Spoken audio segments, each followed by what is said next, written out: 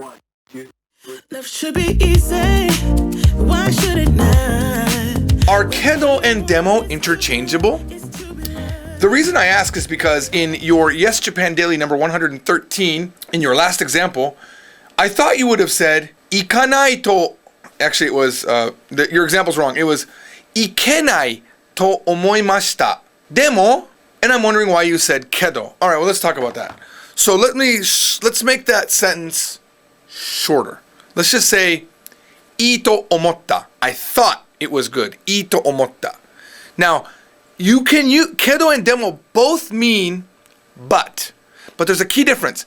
Demo is typically only used to start a sentence, which means you must have a pause after what you just said. For example, ito omotta. I thought it was good. Demo, but, and kedo is a sentence connector.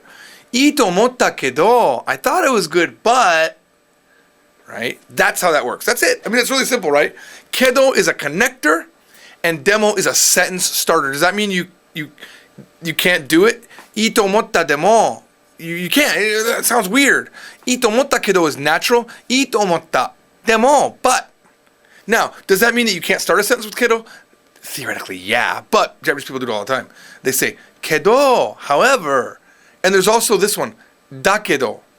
Now, dakedo is also just like demo, a sentence beginner. Dakedo, that's what that is. I did want to say one more thing. When you call up and talk to someone on the phone, sometimes you'll hear someone say something desu kedo, and they don't have anything after that, right? Like, for example, let's say they say, 明日は雨が降るんだけど, tomorrow's gonna rain tomorrow, but what?